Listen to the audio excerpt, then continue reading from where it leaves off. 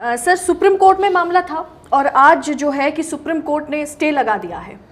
देखिए, मामला बेसिकली राहुल गांधी का जो था वो बनता ही नहीं था। राहुल गांधी ने जो वक्तव्य किया उसका वीडियो सारा मार्केट में है, लेकिन जब आपको मैंने जैसे कि कहा कि यदि आपने तय ही कर लिया है किसी को पहले ही मुजरिम तय करना और राहुल गांधी को लोकसभा से बाहर करना, क्योंकि 2 साल की भी मैक्सिमम सज़ा जब से ये कानून बना तब से शायद 3 लोगों को मिली है। देश आज़ादी के पहले 80 साल पहले एक को मिली, उसके बाद राहुल गांधी, और अब एक यूपी में और एक केस हुआ ऐसा डिफेमेशन का जिसमें मिली।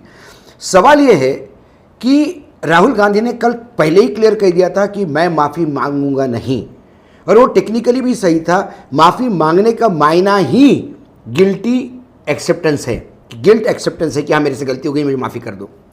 सवाल है कि हमारे देश में अक्सर नाम सरनाम को लेके राजनीति में एक व्यंग भी चलता है।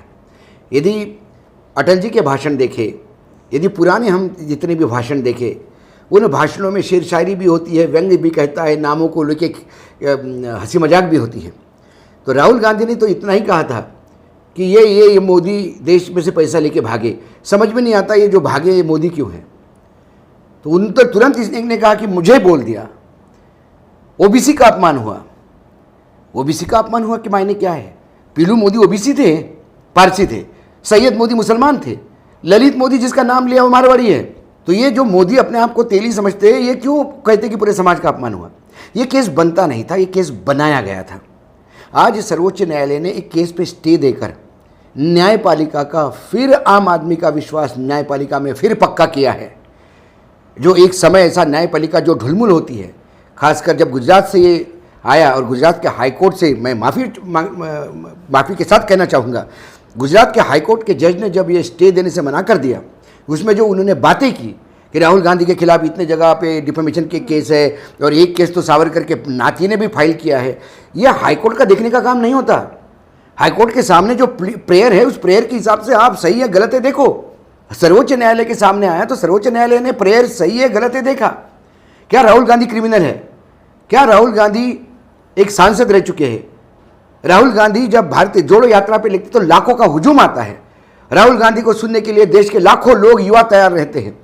विदेश में जाते हैं तो बड़ी बड़ी डिग्निटरीज, यूनिवर्सिटीज उनको बुलाती है। राहुल गांधी की विचारधारा आपसे नहीं जमती होगी। वो विपक्ष के मायने है, इसका मायने ये नहीं है कि वो देशद्रोही है।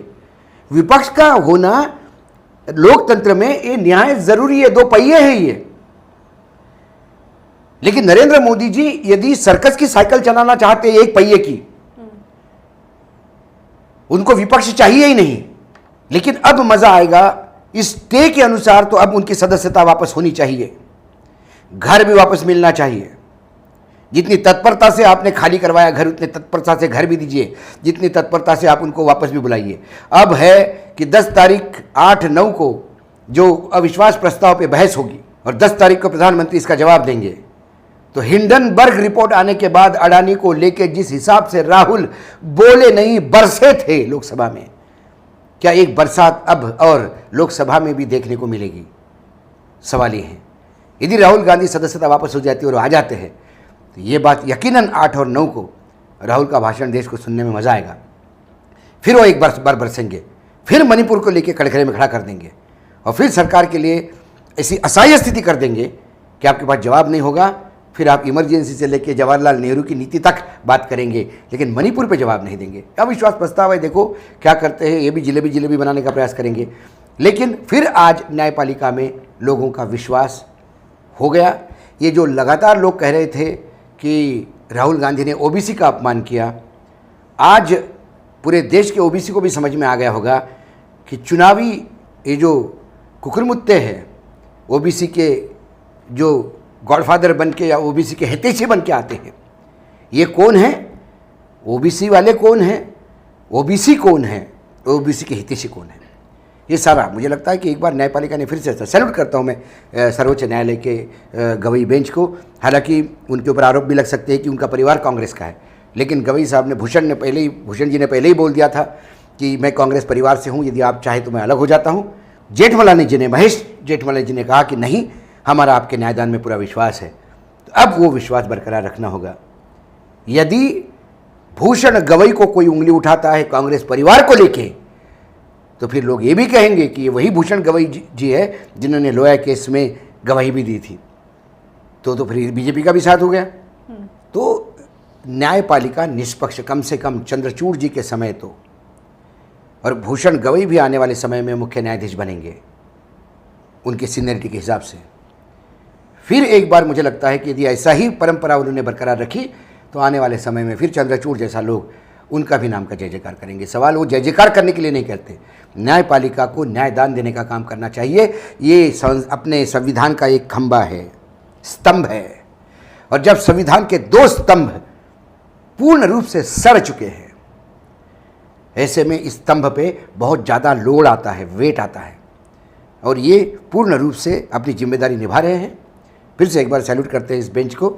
और फिर आने वाले 8-9 को जो फायर वर्क्स होने वाले हैं लोकसभा में, उसका इंतजार कीजिएगा। मतलब इसे राहुल की एक बड़ी जीत के तौर पर आप देख रहे हैं? राहुल की जीत नहीं, न्यायपालिका की जीत है, सच्चाई की जीत है। राहुल गांधी को मैं आइकॉन, मतलब इसको राहुल गांधी की जीत नहीं है, ये न्यायपालिका की जीत है, संविधान की जीत है, सच्चाई की जीत, सच्चाई की जीत है, जिसमें राहुल गांधी आए हैं।